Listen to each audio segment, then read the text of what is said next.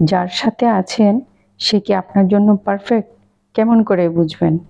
আপনার জানা জরুরি যে মানুষটা আপনার ভবিষ্যৎ, যার সঙ্গে আপনার জীবন কাটাতে চান, সে মানুষটা আসলে কেমন? কিন্তু টেস্ট করবেন কেমন করে? জাস্ট একটাই ভয়, মানুষটাকে তার মতো থাকতে দিন। আপনি একটু বদলাতে চেষ্টা করবেন না, কোনো রকম চাপ দেবেন না। আপনি পারফেক্ট বলতে যা বুঝেন, যা বোঝান সেরকম বানানোর চেষ্টা করবে না। তাকে তার মতো করে বাঁচতে দিন। শুধু দূর থেকে দাঁড়িয়ে চিন্তা করুন যে আসলেই এই মানুষটাকে কি আমি চাই?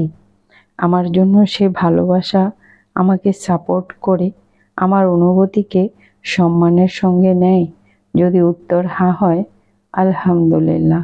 আর উত্তর যদি না হয়, তাহলে দূর থেকে টাটা বাই বলে দিন। কেননা কাছে এনে তাকে শুধরানোর চেষ্টা করে কোনো লাভ হবে না।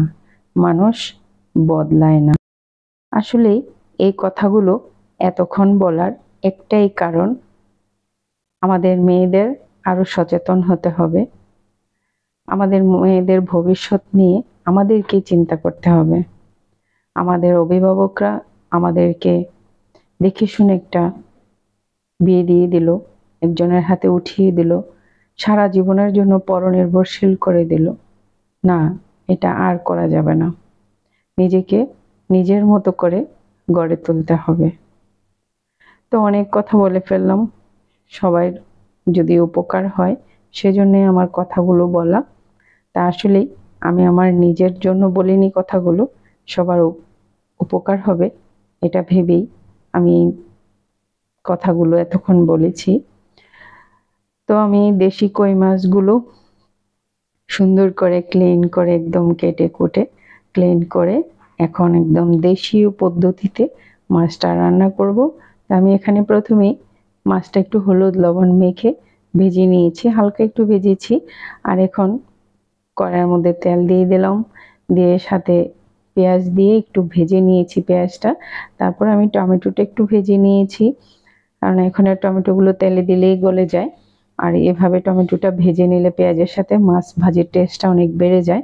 তো আমি তারপর অল্প অল্প করে আদা রসুন বাটা দিয়ে দিলাম, মরিচ হলুদের গুঁড়ো দিলাম, লবণ দিলাম, দিয়ে আমি আরেকটু টমেটোর যে পানিটা উঠতেছে সেটা দিয়ে আমি ভিজে নিলাম।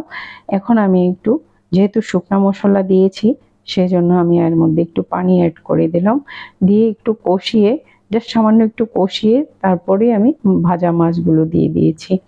এখন আবার আমি অল্প একটু পরিমাণে পানি দিব, যেহেতু আমি এটা ভাজি করব আর গায়ে গায়ে একটু ঝোল থাকবে। তো এই মাছ ভাজিটাতে তেলের পরিমাণটা একটু বেশি লাগে, তো সেজন্য আমি একটু পরিমাণ মতো তেলটা দিয়েছি। মাছ ভাজিটা অলরেডি হয়ে গেছে, এখন আমি কাঁচামরিচ দিয়ে দিলাম,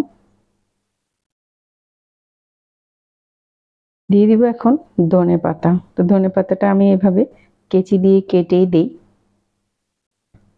আমার কাছে খুব মনে হয় যে খুব তাড়াতাড়ি হয়ে গেছে, একদম বটি নিয়ে বসে ধনেপাতা কাটবো, এটা আমার দ্বারা হয় না। তো মাছ ভাজিটা এখানে রেডি হয়ে গেছে। আল্লাহ হাফেজ।